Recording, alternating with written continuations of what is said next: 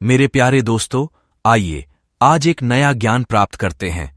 आज हम लोग जानेंगे कि आखिर क्यों नहीं किया कृष्णा जी ने राधा जी के साथ विवाह, क्या है इसके पीछे का रहस्य। आइए जानते हैं, लेकिन उससे पहले अपने चैनल बाबा शिव टीवी को अवश्य सब्सक्राइब कर लें। आइए जानते हैं। मित्रों, इस दुनिया में जब भी प्रेम की मिसालें दी जाती है तो उसमें सबसे पहला नाम भगवान श्री कृष्ण और राधा जी का आता है। धार्मिक ग्रंथों के मुताबिक श्री कृष्ण को अपार प्रेम का प्रतीक माना जाता है और पुराणों के अनुसार ऐसा बताया जाता है कि श्री कृष्ण की 16,108 रानियां थीं, जिनमें से रुक्मणी और सत्यभामा उनकी सबसे मनपसंद रानियां थीं। इसके अलावा ये भी बताया जाता है कि श्री कृष्ण अपने बचपन में गोपियों के साथ गोकुल में रासलीलाएं किया करते थे, जिनकी कहानियां आज भी सबसे ज्यादा मशहूर है। लेकिन मित्रों, क्या आपको ये पता है कि सभी को प्रेम सिखाने वाले श्री कृष्ण का नाम आज भी केवल और केवल राधा जी के साथ ही क्यों लिया जाता है? आपने जब भी कृष्ण भक्तों को देखा होगा तो गौर किया होगा कि वह हमेशा ही राधे श्याम नाम का ही जप करते हैं। इस दुनिया में जब भी श्री कृष्ण और राधा जी के प्रेम का कहीं जिक्र किया जाता है तो सभी के मन में अक्सर ये सवाल उठता है कि जब आखिर श्री कृष्ण और राधा जी के बीच इतना अधिक प्रेम था तो इन दोनों ने आपस में विवाह क्यों नहीं किया? मित्रों, अगर आप भी जानना चाहते हैं कि श्री कृष्ण और राधा जी का विवाह किन कारणों से नहीं हो पाया, तो बने रहिए हमारे साथ वीडियो के एंड तक। नमस्कार मित्रों, स्वागत है आपका आज के इस नए वीडियो पर एक बार फिर। मित्रों, पद्म पुराण के अनुसार ऐसा बताया जाता है कि राधा जी विश्वभानु नाम के गवाले की बेटी थीं और उनका जन्म यमुना नदी के पास रावल नाम के एक गांव में हुआ था। कुछ समय बाद राधा जी के पिता बरसाना गांव में आकर बस गए थे, लेकिन दूसरी तरफ कुछ विद्वानों का ऐसा मानना है कि राधा जी का जन्म बरसाना गांव में ही हुआ था। इसी के साथ ब्रह्म वैवर्त पुराण के अनुसार ये बताया गया है कि राधा जी श्री कृष्ण से उम्र में 5 साल बड़ी थीं और उनकी सबसे अच्छी मित्र भी थीं। ऐसा कहा जाता है कि जब श्री कृष्ण और राधा जी पहली बार मिले थे तो राधा जी श्री कृष्ण के एक झलक देखते ही उन पर मोहित हो गईं और उन्होंने कृष्ण को पहली बार तब देखा जब माता यशोदा ने उन्हें माखन खाते हुए ओखली से बांध लिया था। मित्रों, जब श्री कृष्ण बांसुरी बजाते थे तो उनकी बांसुरी की धुन सुनते ही राधा जी दीवानी हो जाती थीं और बेसुध होकर नाचने लगती थीं। इसके साथ साथ ये बताया जाता है कि राधा जी श्री कृष्ण के बांसुरी की धुन में इतना खो जाती थीं कि उन्हें अपने घर का भी ध्यान नहीं रहता था, जिस वजह से समाज के लोगों ने राधा जी को ताने मारना चालू कर दिया और इस बात को लेकर राधा जी के घर वालों ने उनका घर से निकलना भी बंद कर दिया था। लेकिन जब श्री कृष्ण जी को यह बात पता चली कि राधा जी के घर वालों ने उनका घर से निकलना तक बंद कर दिया है तो उन्होंने ये बात यशोदा माता को बताई और वो राधा जी से विवाह करने की जिद करने लगे। लेकिन लाख कोशिश करने के बावजूद भी श्री कृष्ण माता यशोदा को नहीं मना पाए और माता यशोदा ने श्री कृष्ण को ये कहकर टाल दिया कि एक तरफ तो राधा जी उनसे उम्र में 5 साल बड़ी हैं और दूसरी तरफ उनका विवाह भी पहले से तय हो चुका है। यशोदा माता ने जब यह बात नंद महाराज को बताई तो उन्होंने भी श्री कृष्ण को बहुत समझाया और राधा जी से विवाह न करने की सलाह दी। लेकिन इतना समझने के बावजूद भी जब श्री कृष्ण राधा जी से विवाह करने की जिद नहीं छोड़ रहे थे तब नंद महाराज श्री कृष्ण को ऋषि गर्ग के पास ले गए और जब श्री कृष्ण ऋषि गर्ग के पास गए तो ऋषि गर्ग ने श्री कृष्ण को बताया कि उनके असली माता पिता देवकी और वसुदेव हैं, जिनको उनके मामा कंस ने बंदी बनाकर रखा है। इसके साथ साथ ऋषि गर्ग ने श्री कृष्ण को यह भी समझाया कि उनका जन्म केवल और केवल दुष्टों का नाश और धर्म की स्थापना करने के लिए हुआ है।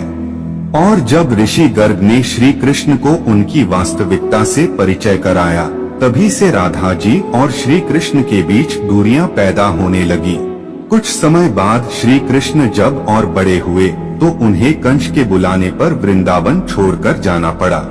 कहा जाता है कि जब श्री कृष्ण वृंदावन छोड़कर मथुरा जा रहे थे तो वो चुपके से राधा जी के घर उनसे मिलने पहुँचे थे और उनसे बिना कुछ कहे ही उनको अपनी बांसुरी तोहफे में दे दी थी। इसके कुछ समय बाद ही श्री कृष्ण बड़े भाई बलराम जी के साथ वृंदावन को छोड़कर मथुरा की ओर रवाना हुए और ऐसा बताया जाता है कि जब श्री कृष्ण वृंदावन छोड़कर मथुरा चले गए तो राधा जी उनकी यादों में फुट फुट कर रोती थी और समाज के दबाव में आकर उन्हें ना चाहते हुए भी अपने पिता के इच्छा के अनुसार किसी और से विवाह करना पड़ा था। ऐसा बताया जाता है कि श्री कृष्ण के जाने के बाद राधा जी का विवाह माता यशोदा का भाई प्रयाण से हुआ था और राधा जी को अपनी एक अलग दुनिया बसानी पड़ी थी। राधा जी का विवाह होने के बावजूद भी जब उन्हें श्री कृष्ण की याद आती थी तो वह अक्सर बांसुरी बजाकर उनकी यादों में लीन हो जाया करती थी। वैसे मित्रों, श्री कृष्ण और राधा जी का विवाह न होने के पीछे दो कथाएं और भी प्रचलित हैं, जिसमें पहली कथा के अनुसार ये बताया जाता है कि ऋषि शुक्लाचार्य भगवान विष्णु से भी ज्यादा ज्ञानी थे, लेकिन इसके बावजूद भी देवराज इंद्र शुक्लाचार्य के बजाय भगवान विष्णु को अपना गुरु बना लिया था। जब शुक्लाचार्य ने ये सब अपनी आंखों से देखा तो उन्होंने इसे अपना अपमान समझकर असुरों को शिक्षा देना शुरू कर दी और उनके गुरु बन गए। असुरों का गुरु बनते ही शुक्लाचार्य ने देवराज इंद्र से अपने अपमान का बदला लेने की ठानी, लेकिन उनके सामने ये समस्या खड़ी थी कि ये देवताओं को तो तवामारता का वरदान मिला हुआ था, लेकिन राक्षसों को ऐसा कोई वरदान प्राप्त नहीं था। इसी वजह से राक्षस कभी भी देवता से नहीं जीत पाते थे। इस समस्या को सुलझाने के लिए असुर गुरु शुक्राचार्य ने भगवान शिव की घोर तपस्या की और उन्हें प्रसन्न किया। इसी के साथ साथ शुक्राचार्य ने भगवान शिव को ही अपना गुरु बना लिया। भगवान शिव को अपना गुरु बनाते ही शुक्राचार्य ने उनसे मृत संजीवनी वरदान पाने की सोची। मित्रों, आपको बता दें कि संजीवनी वरदान एक ऐसा वरदान है जिससे किसी भी मरे हुए इंसान को वापस जिंदा किया जा सकता है। मृत संजीवनी वरदान के लिए जब शुक्राचार्य भगवान शिव की तपस्या करने जा रहे थे तो उन्होंने सभी राक्षसों को अपने माता पिता ऋषि भृगु और काव्य माता की कुटिया में रहने के लिए कहा, ताकि उनके होते हुए कोई भी देवता राक्षसों को नुकसान न पहुंचा सके।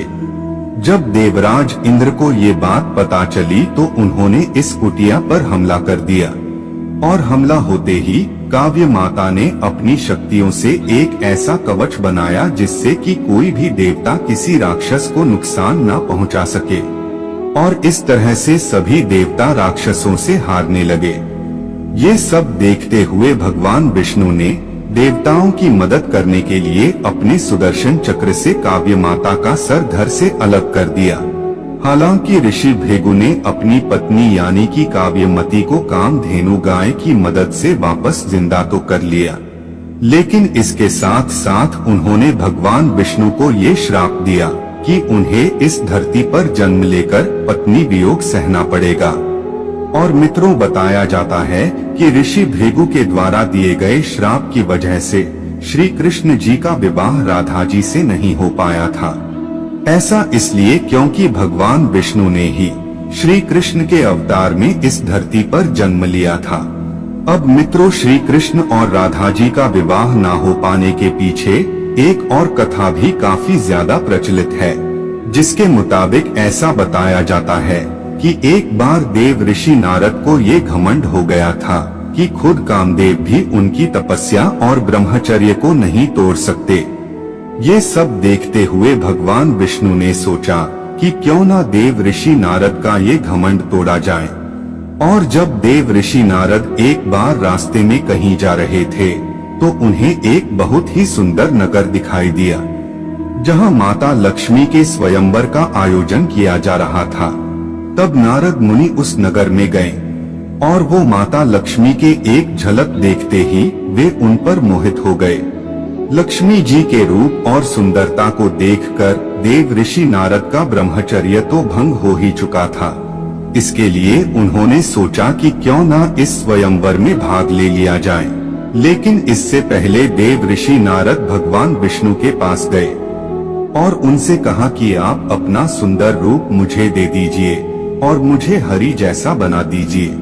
मित्रों, आपको बता दें कि हरि का एक और अर्थ वानर होता है, लेकिन देव ऋषि नारद ये बात नहीं जानते थे और भगवान विष्णु ने उन्हें एक वानर रूप दे दिया। जब लक्ष्मी जी स्वयंवर में आई तो देव ऋषि नारद के वानर वाले रूप को देखकर उन्हें बहुत गुस्सा आया। इसी के साथ साथ देव ऋषि नारद का स्वयंवर में खूब मजाक भी उड़ाया गया।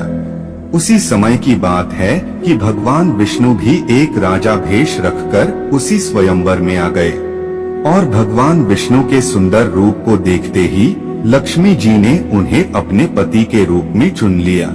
ये सब देखकर स्वयंवर में बैठे सभी लोग देव ऋषि नारद की और भी ज्यादा हंसी उड़ाने लगे और उन्हें कहा कि पहले जाकर अपना रूप तो देखो। जब देव ऋषि नारद ने शीशे में जाकर अपना रूप देखा तो इन्हें अपना वानर वाला रूप देखकर बहुत गुस्सा आया। इसी के साथ साथ देव ऋषि नारद भगवान विष्णु को भला बुरा कहने लगे और उन्हें श्राप दिया कि जिस तरह से मैं स्त्री वियोग में तड़प रहा हूँ, उसी तरह तुम्हें भी अपने हर जन्म में स्त्री वियोग सहना पड़ेगा।